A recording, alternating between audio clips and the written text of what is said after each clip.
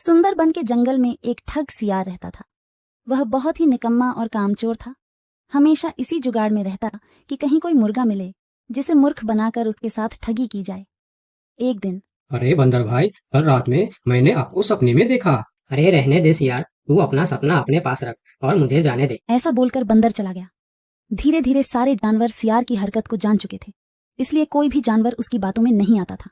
अब सियार समझ चुका था कि इस जंगल में उसकी दाल नहीं गलने वाली, इसीलिए वह दूसरे जंगल जाने का निश्चय किया और अगले दिन सियार अपने जंगल को छोड़कर दूसरे जंगल की तरफ निकल पड़ा।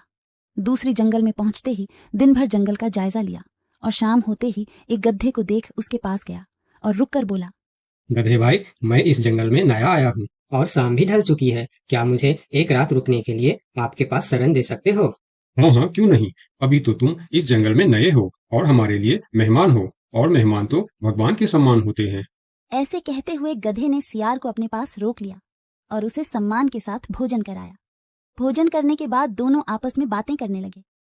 सियार ने गधे से बोला, अरे गधा भाई, इस जंगल में पीपल के पेड़ के पास एक तालाब है, जानते हो उसके बारे में? हाँ हाँ, पीपल के पास एक तालाब है। वह तालाब कीचड़ से भरा पड़ा हुआ है। उसका पानी भी बहुत गंदा हो चुका है। यहाँ का कोई भी जानवर उसका पानी नहीं पीता है। सियार ने अपनी आवाज को धीमा करते हुए बोला, क्या तुम जानते हो वह सोने चांदी का तालाब है। उसके अंदर ढेर सारा सोना और चांदी छुपा है और उस तालाब का मालिक मैं ही हूँ। सियार का बात सुन गधे ने चौंक के बोला, ये तुम क्या बोल रहे हो सियार भाई? तालाब भी कहीं सोने और चांदी का होता है? मैं भी ऐसे ही सोच रहा था। मुझे भी इस तालाब के बारे में कोई जानकारी नहीं था, लेकिन कुछ ही दिन पहले मेरे पिताजी मरने से पहले सारे संपत्ति मेरे नाम की, उसमें यह तालाब भी है। और आज मैं अपनी संपत्ति देखने के लिए ही यहाँ पर आया हूँ। यकीन नहीं होता तो यह थैली में देख लो, जो मैंने अभी इस तालाब से निकाला है। सोने के गहने निकालकर गधे को दिखाया, जो उसे ठगने के लिए उसने अपने साथ लेकर आया था। गहने को देखकर गधे को सियार के बात पर विश्वास हो गया और बोला, अरे हाँ, ये तो सचमुच सोने चांदी का है। अब तो तुम बड़े ही भाग्यशाली हो, इसलिए तुम्हारे पास ये सोना चांदी का तालाब है। अब सियार मन ही मन खुश हो रहा था। उसे तो इसी बात का इंतजार था। गधा भाई, मुझे इस संपत्ति से कोई भी लालच नहीं है। मेरे पास मेरे जंगल में और बहुत सारे संपत्ति है जो मेरे पिताजी ने मेरे लिए छोड़कर गए हैं। मैं तो यहाँ तालाब बेचने के लिए आया था। सोचता हूँ तुम भले जानवर दिखते हो, क्यों ना तुमको ही यह सब बेच दूं। मुझे, यानी यह सोने का तालाब मेरा हो जाएगा और मैं इस तालाब का मालिक बन जाऊंगा। बेचारा भोला भाला गधा सियार की चिकनी चुपड़ी बातों में बहुत आसानी से आ गया और गधा सियार से सोने का तालाब खरीदने को तैयार हो गया। दोनों के बीच 4 सिक्कों का सौदा तय हुआ। ठीक है सियार भाई, मैं अभी जाकर हिरन के पास से 4 सिक्का लेकर आता हूँ। मेरे पास अपना घर न होने के कारण मैं अपनी सारी कमाई हिरन के पास ही रखता हूँ, और जब भी मुझे जरूरत पड़ता है मैं उसे ले लेता हूँ। ठीक है गधे भाई, लेकिन ध्यान से, जंगल में किसी को इस बात का पता नहीं चलना चाहिए, वरना जंगल के सारे जानवर मेरे पीछे ही पड़ जाएंगे। ऐसा बोल सियार गधे को भेज देता है और गधा हिरण के पास जाकर अपना सिक्का मांगता है। गधे भाई, घर में सब ठीक तो है ना? आज आपको अचानक से 4 सिक्कों का क्या जरूरत पड़ गया? अरे वह अपने जंगल में जो तालाब है ना, मैं उसे खरीद रहा हूँ। तालाब खरीद रहे हो? क्या करोगे तुम तालाब खरीद के? तालाब का तो पता नहीं, लेकिन उसमें जितना सोना चांदी है वह सब मेरा हो जाएगा। तालाब में सोना? ये तुम क्या बोल रहे हो भाई? मुझे तो कुछ भी समझ में नहीं आ रहा है। मुझे डर है कि तुम कहीं कोई परेशानी में ना आ जाओ। देखो, तुम मुझसे कुछ भी मत छुपाओ। क्या बात है, साफ साफ बताओ मुझे। हमारे जंगल में एक बहुत ही अमीर सियार आया है।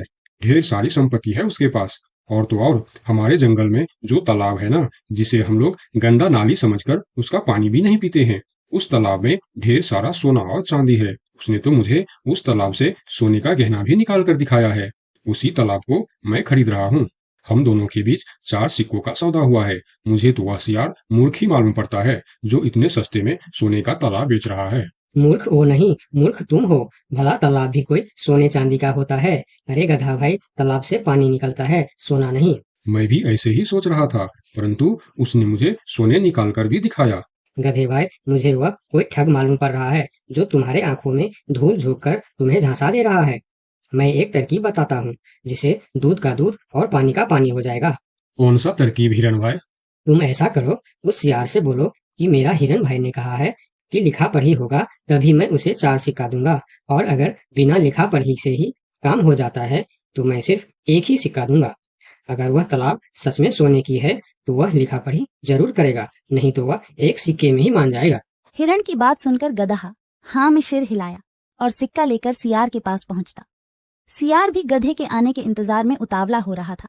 गधा पहुंचते ही सियार से बोला, सियार भाई, मेरा हिरन भाई ने कहा है यदि आप लिखा पढ़ी के लिए तैयार हो तो मैं आपको 4 सिक्का दूंगा, वरना बिना लिखा पढ़ी के आप 1 सिक्का ले लो और मुझे यह तालाब दे दो। सियार ठग किसी तरह से जल्दी करके सिक्का लेकर वहां से जाना चाहता था। वह बोला, अरे गधे भाई, तुम बड़े अच्छे और भले मालूम पड़ रहे हो, तुमसे क्या लिखा पढ़ी कराना, चलो तुम 1 ही सिक्का दे दो। अब गधे को समझने को कुछ बचा ही नहीं था। गधे को समझ में आ गया कि सियार उसको ठगना चाहता है। ठीक है सियार भाई, कोई भी शुभ कार्य करने से पहले मुंह मीठा करना जरूरी होता है। मैं अभी लड्डू लेकर आता हूँ, आप यहीं रुको। गधा जंगल से 2-3 जानवरों को बुला लाया और सियार की जमकर धुनाई कर दी। किसी तरह सियार वहां से जान बचाकर भाग